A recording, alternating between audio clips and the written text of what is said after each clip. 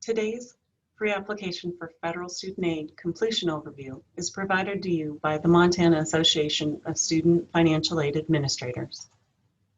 Our overview will include highlights of the FAFSA form, what to expect when completing the form and after you complete the form, mistakes to hopefully avoid, tips from the pros, federal aid available, and finally a timeline for the whole financial aid process, which begins now and goes through next August. An overview of the FAFSA process is summarized here, but it can feel like a daunting, overwhelming process. So today I hope to give you a glimpse of the process you will begin in October. The FAFSA is required for all federal aid, which includes gift aid like free money, like grants, along with work study and student and parent loans. Be sure you are on the FAFSA.gov site and not a site that requires you to pay for filing the FAFSA. It is free to apply for federal aid. We encourage you to file beginning October 1, but our Montana priority deadline to file the FAFSA is December 1st. Many schools have first come, first served aid, so it's always best to complete it as soon as you can after October 1st. Before you file your first FAFSA, I would encourage you and at least one parent to obtain your federal student aid ID online at fsaid.ed.gov. The FSA ID serves as your signature for the FAFSA and all federal aid sites from the first time you complete the FAFSA through graduate school and repayment of your student loans. So please don't lose it and keep it in a safe place. Your FAFSA uses 2-year prior federal tax data, so we understand sometimes your income levels have changed or other special circumstances arise and your situation is different than what the FAFSA will require. Colleges can choose to do a professional judgment or special circumstance review if you choose to submit appeal documentation. This is done on a school-by-school basis, and the results can be different at each school. Many colleges have online forms which explain the most common circumstances we review, like loss of income. This is what you will see when you go to FAFSA.gov. The home view features a 2-button login option and current announcements, as well as an easy access toolbar featuring links to applying for aid and loan information. There's also 3 links to help users navigate the financial aid process, including completing the form. FAFSA Help View and information on FAFSA renewal for your sophomore, junior, and senior year in college. Additional studentaid.gov links are also provided at the bottom of that homepage. Once you choose to log in, you will click the I am the student option to begin. This is where your FSA ID and password will be used, which is why we recommend creating one ahead of time so it's less confusing. If you do not create an FSA ID yet, you can still begin the process either by creating one on the login screen, which will redirect you to fsaid.ed.gov, or by entering student identifiers. But you will need the FSA ID to actually submit the FAFSA, since the FSA ID serves as your signature for federal aid processes. Once logged in, you'll be asked to choose the year you wish to complete. You'll want to select the 21-22 FAFSA. We unfortunately received the wrong year FAFSA from many students, which means they need to go back and complete it a second time, so we have the correct year.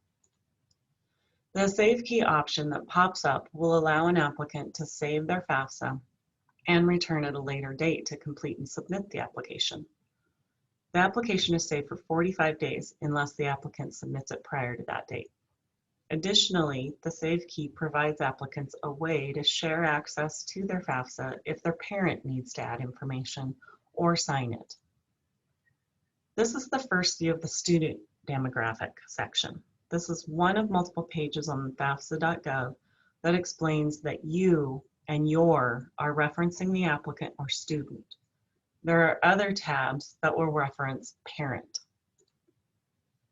While it's not mandatory, it is beneficial for the applicant and parent to include an email address on the FAFSA in order to receive important communications about their financial aid.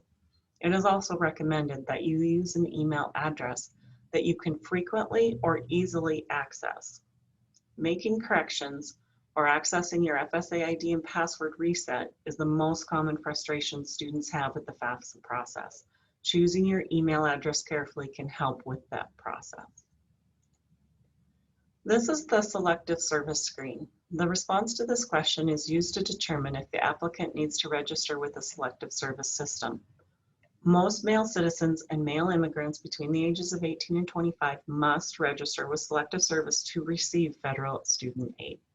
Several rejected FAFSAs each year occur because a student is not quite 18 when they complete the FAFSA, so they don't register for the selective service through FAFSA or directly through the selective service website. But if they will be 18 during the upcoming aid year, they need to be registered to obtain their federal aid. On the college search screen, you can search and select up to 10 colleges you want your FAFSA results to go to. If you need more than 10 schools listed, then you must submit the FAFSA, wait for it to process, and then go back and make a correction to add the other schools. But please note, you'll have to delete some of the first schools you put on, and those deleted schools will not receive any further corrections you make. The student dependency questions begin with, are you married? Do you have children you support yourself? And will you be 24 years of age during the upcoming school year?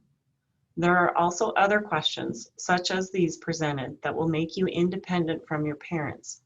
If you cannot answer yes to any of the dependency questions, you are dependent and must use parental income on the FAFSA. If you have extenuating circumstances like court-ordered situations, please discuss those special circumstances with the aid office, and we can assist you in completing the process. This is the first view of the parent demographic section. It will determine if their current marital status is married or single, divorced, separated. This determines the tax data to use. For instance, if your biological parents are divorced and you live primarily with your mom and her new husband, she would indicate her current marital status as married and only list her income and her new husband's income. You will not include your biological dad's income since FAFSA is looking for the income from the household in which you reside. Parents are required to complete the household size worksheet in an effort to get more accurate information about the number in the parent's household and the number of those in the household that are going to college next year. Some information will be pre-filled based on responses provided previously within the FAFSA form. The system tallies the totals as the parent completes the worksheet to ensure that there are no mathematical errors. This is the first view of the parent financial section. You will see an option at the bottom, which is a link to the IRS. This is the easiest and quickest way for both a parent and student to download their 2019 tax data directly into the FAFSA. Also, by doing the IRS data retrieval tool, you will be less likely to be selected for the verification process, which is where colleges have to request your actual tax documents to verify that the FAFSA data is accurate, and it can be a time-consuming process. The most important thing to remember is the IRS data retrieval tool process needs to have the exact match to your address you used on your 2019 federal taxes. So you may wish to pull up your taxes and have them next to you and be sure that you're using the right abbreviation for street, or maybe that using the extended zip code, for instance. Some people cannot use the data retrieval tool process due to a recent divorce or separation since 2019 taxes were filed, but many people are successful in downloading the data. The asset page will ask you three main questions: cash, savings, checking balance as of the day you're completing the form, net worth of investments, including real estate, but not your primary home, and net worth of businesses and/or investment farms. Be sure not to include a family business or family farm with 100 or fewer full-time equivalent employees. Also note that 529 or college savings plans are typically the asset of the owner, which is the parent or grandparent, not the asset of the student. Most of the same tax and asset questions are then asked for the student, as you see here. So you would go through the same exercise as you did for the parent data. When you get to the signature page, it's a good sign. This is where you need both the student FSA ID and one parent FSA ID. The FAFSA allows the user to select which parent will be signing the application if you listed two parents on the FAFSA. Be sure to select the parent that has an FSA ID if you listed two parents. And you will need to remember if you listed dad in parent one or mom in parent one on the form. This can cause frustration when attempting to sign. This is your confirmation page, which tells you your submission was accepted. Print or save this for your records. Parents of applicants are offered the option to transfer the parent's data into another applicant's new FAFSA form by clicking the blue box saying, "Does your brother or sister need to complete a FAFSA?" But if the applicant leaves the confirmation view before they click this link, they will not be able to return to transfer the data to another sibling. What's next?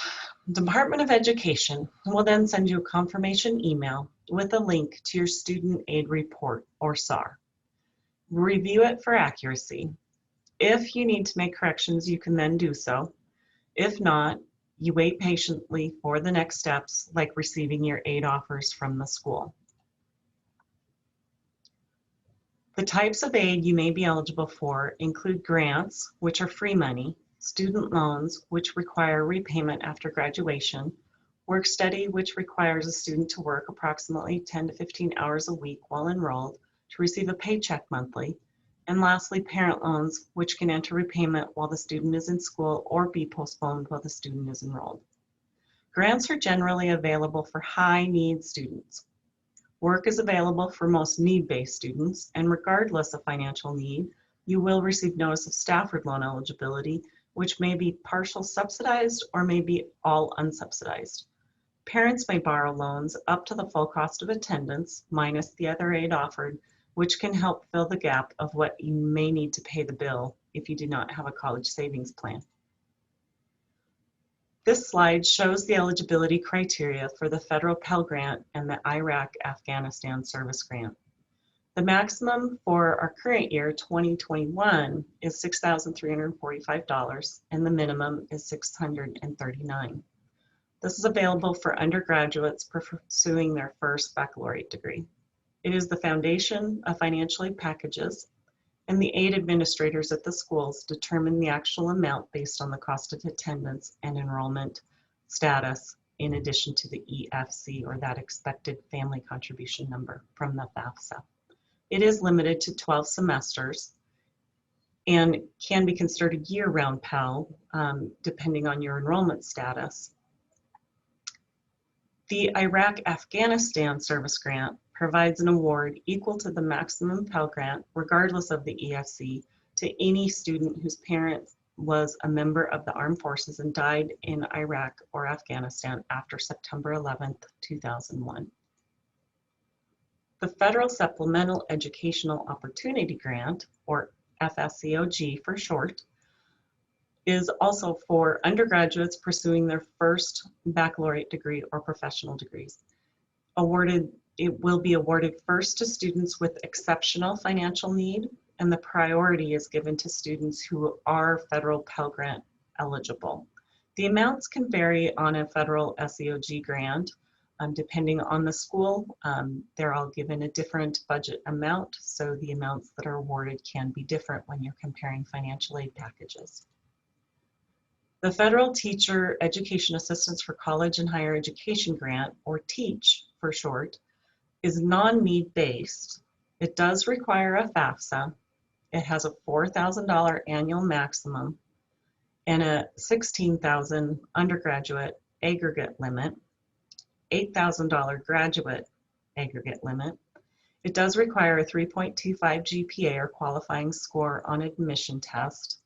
And at some colleges, it may require you to be accepted into a teaching program first before you become eligible. And you would need to agree to teach full-time for at least 4 years within 8 years of graduation at a school serving a high percentage of low-income students, usually Title I schools. And you need to potentially agree to teach a specific subject. Repayment is required on this grant. It could become a loan if you do not fulfill the teaching requirements. Children of Fallen Heroes Scholarship is a newer program. Under the scholarship, a Pell-eligible student whose parent or guardian died in the line of duty while performing as a public safety officer is eligible to receive a maximum Pell Grant for the award year for which the determination of eligibility is made. To qualify for the scholarship, a student must be Pell-eligible and have a Pell-eligible EFC and be less than 24 years of age or enrolled at an institution of higher education at the time of his or her parents' or guardian's death. Federal Work Study is available for undergraduate or graduate students. Employers can be on or off campus. And sometimes, if it's not on your original aid offer, you can ask the school to see if they have a waiting list so that you can work under the work study program. The amount earned is listed on your aid offer. However, it's not deducted from your billing statement. So just be aware of that. A student must work the hours first, and then they'll get a monthly paycheck for the hours that they work. It's not a guaranteed amount. It's an amount they can work up to. Most students use work study earnings for their personal expenses or transportation expenses since they're getting it as a paycheck once a month. Direct loan programs. There are 3 types of direct loans for undergraduates through the federal government. There's a subsidized Stafford loan, which is need-based, and the interest is deferred while the student is in school, and repayment is postponed while they're enrolled at least half time. An unsubsidized Stafford loan does accrue interest while the student's enrolled, but the repayment is also postponed until after they graduate.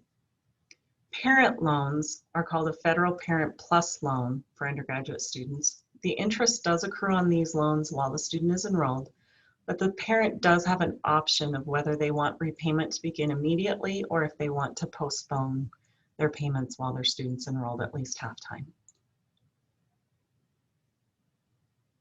In addition to federal aid, there may also be state aid or college gift aid you are eligible to receive. Be sure to review your college's websites for more gift aid opportunities. Aid offers will start to arrive in November and go through about April. Private colleges may begin sending their aid offers in November through January, and public colleges typically February through April. Keep your aid offers in a special folder, so when you have received them all from all your top colleges, you can sit down at the kitchen table and compare them as a family. We understand the decision may not always just come down to the major or the fit, but the finances can play a big part of the overall fit and the right choice for you. We want this to be a great decision for you and your family. When you are comparing colleges, I encourage you to call your aid offices to get help in navigating the comparison. The top 10 financial aid tips start with number 10, start searching and applying for scholarships early and throughout your college career, not just your freshman year. Number 9, if your family is experiencing financial hardships, even during the academic year, or maybe further sophomore, junior, senior year, contact the financial aid office to see if help is available. Number 8, some federal and institutional aid is limited, so apply early as soon as October 1 as possible. Number 7, student loans are a form of financial aid and are there to help you fund your higher education. Number 6, file a FAFSA every year you're attending college. Number 5, when comparing financial aid packages, look at loans versus gift aid. Look also at renewable aid versus non-renewable aid for your 2-year or 4-year plan. Number 4, contact your financial aid office if you are thinking of adding or dropping a class. It can impact the type of aid you receive. Number 3, make sure you know the satisfactory academic progress policy of the college you're going to be attending. Aid renewal requires you maintain certain standards like a 2.0 cumulative GPA. Number 2, you may need to accept the aid offer, satisfy all required paperwork, and make arrangements with the business office prior to any aid being dispersed. Number 1, a 0 EFC or expected family contribution from the FAFSA does not mean a student will pay 0. Remember, it is what the colleges use to determine eligibility. To summarize our timeline for the year, it begins now with your application for admission, which rolls into the FAFSA process in October. Scholarship applications are also available now, so start applying as soon as you can. Aid offers will be mailed to you generally sometime after January or early spring. The next steps are to review all aid offers with your family, call our financial aid offices to review options, make your final decision and accept your aid offer by May 1st, pay your enrollment or housing deposits and register for classes, make final payment arrangements with the business offices, and finally, begin the next chapter of your life. And for questions, I encourage you to contact your local college or university. This is the end of our FAFSA overview, but please don't hesitate to call us and reach out. The Montana Association of Student Financial Aid Administrators is an organization of professionals dedicated to helping students fulfill their dreams of higher education across our great state. Thank you.